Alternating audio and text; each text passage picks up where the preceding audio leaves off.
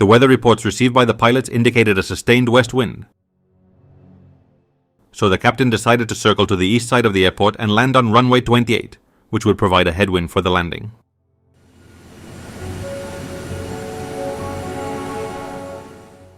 Night had already fallen as they approached the airport, and heavy rains had reduced visibility to almost nothing. But that was typical for Kozhikode at this time of year. The captain was no stranger to such landings, as he performed them regularly.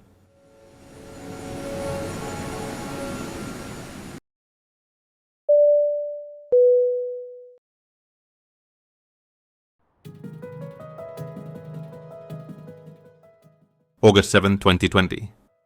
Dubai International Airport, United Arab Emirates.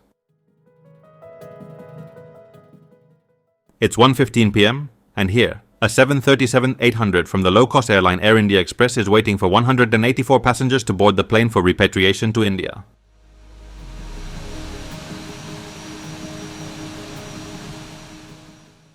In the spring of 2020, as the COVID pandemic swept across the world, the Indian government launched an ambitious operation to bring back millions of Indians stranded abroad due to the cessation of international flights. Starting on May 7th, the so-called Vande Bharat mission employed dozens of planes from Air India and its low-cost subsidiary Air India Express to bring home hundreds of thousands of people, primarily from the Middle East. By August 6th, the Vande Bharat mission had already repatriated at least 950,000 people, with multiple flights full of stranded passengers landing daily at major airports across India. One of these flights was Air India Express Flight 1344, a repatriation flight intended to bring 184 passengers from Dubai back to the city of Kozhikode in southern India.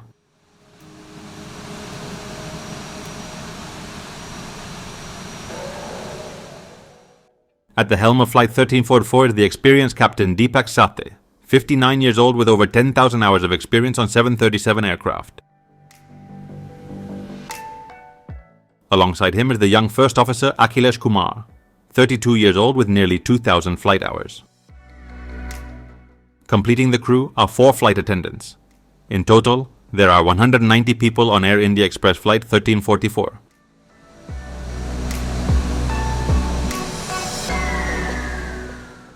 The number of flights and the workload for the pilots is considerable, as the repatriation flights are in addition to the airline's regular operations. So much so that the next day, at 9:55 a.m., they have another flight scheduled. They are so pressed for time that if the plane is delayed by more than 25 minutes, they will not meet the company's minimum rest requirement between shifts.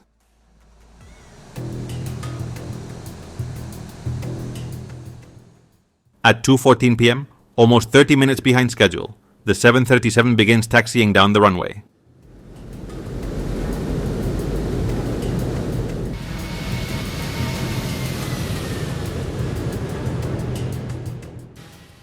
They take off without issue and head towards Kozhikode International Airport in the state of Kerala, India.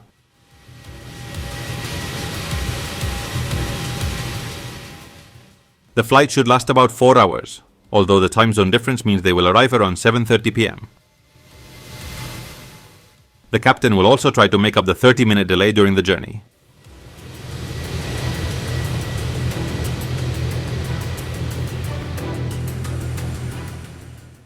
As they approach India, the weather worsens. It's monsoon season in the region, and the pilots are aware of this. They receive weather updates frequently.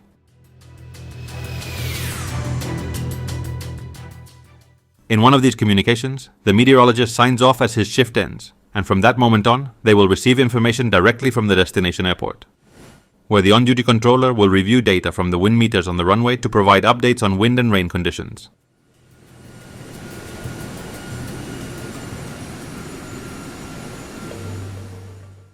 It is now 7:15 p.m. and the Air India Express 737 is very close to the airport. Initially, they are assigned runway 10 for landing, but the wind data they receive causes concern, so they request to switch to runway 28. This airport has a single runway, but it is functional in both directions. Depending on the approach, it is either runway 10 or 28. In this case, the pilots prefer to circle the airport and land on runway 28, eliminating the tailwind and facing a headwind, which is much safer for landing.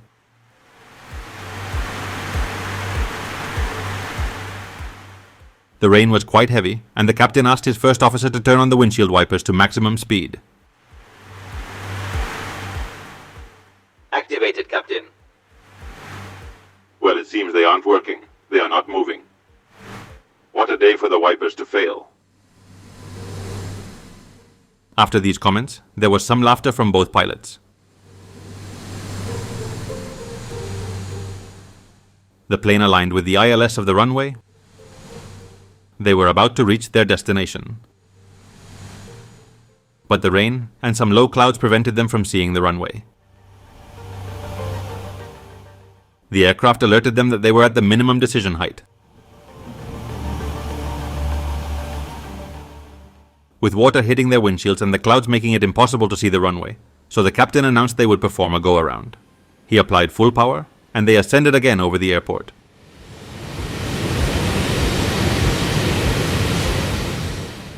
The captain didn't have much leeway to land if he wanted to stay on schedule according to the company's regulations.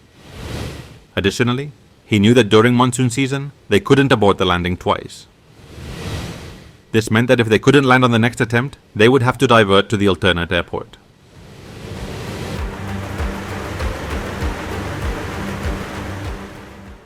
A few minutes after the first attempt, ATC contacted the pilots.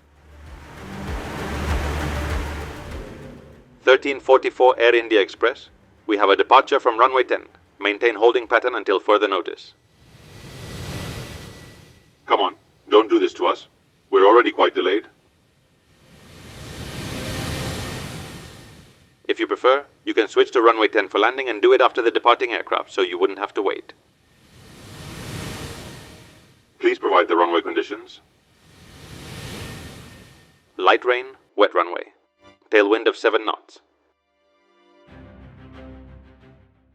The captain reviewed the data and decided to switch to runway 10, which was their initial assignment. The 7-knot tailwind shouldn't be an issue for a captain with such experience, but fate had an unpleasant surprise in store for them.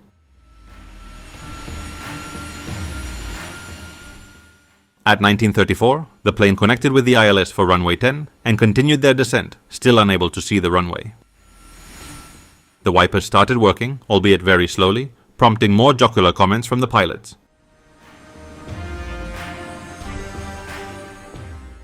The aircraft again announced the minimum height, and at that moment, the captain finally spotted the runway. They continued descending, but a strong crosswind forced them to correct their position. The tailwind at that altitude was 38 knots, causing them to descend too quickly.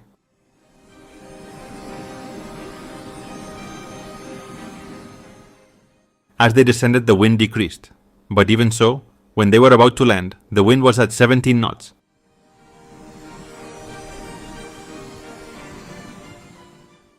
And they were flying at 169 knots, faster than recommended for a normal landing, and much faster than advisable for a landing on a wet runway situated atop a hill with steep drops on all sides.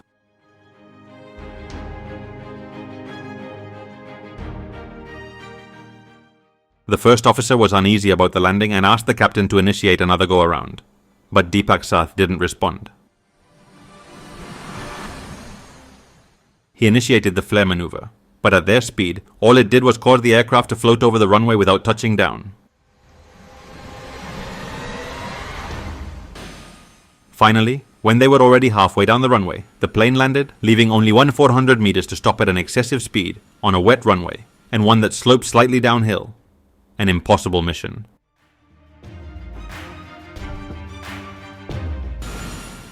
The captain applied maximum brakes, activated the thrust reversers, and realized the runway's end was too close. At that moment, he attempted to take off again, applied power, deactivated the reversers, and instantly realized it was a suicidal idea. The runway ended, they overran it, plowed through the ILS system, and tumbled down a 30-meter embankment. The plane broke in two. The cockpit crashed into a brick wall and finally came to a stop.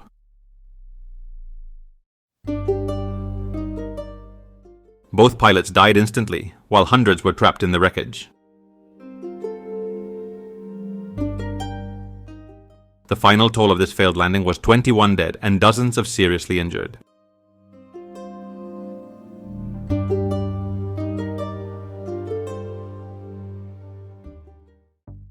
What happened? How did a repatriation flight end in tragedy?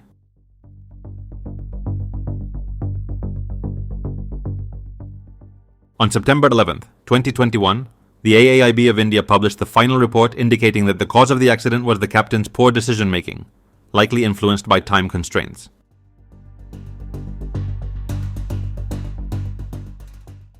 The captain should never have accepted the runway change, even though the wind was reported to be only 5 knots. However, the data received was from the airport's anemometer, which was later deemed unreliable due to its position. Furthermore, the captain should have heeded his first officer's request for a second go-around. The captain did not even respond to the first officer. It was also an error on the first officer's part not to take control at that moment. According to protocol, when one pilot requests a go-around, it is mandatory to execute it. If the pilot in command does not comply, the other pilot must assume control and perform the go-around. Another major oversight was related to the windshield wipers. According to Air India's regulations, if the wipers do not function during a monsoon landing, an alternate airport with no rain should be sought. Lastly, and to cap off the series of errors by the captain, diabetes-related medications were found in his luggage. Only one of these was allowed for pilots. The other 3, purchased from pharmacies without an airline medical review, could induce hypoglycemia. This condition's effects include confusion, dizziness, fatigue, impaired decision-making, and delayed reaction times, among other symptoms.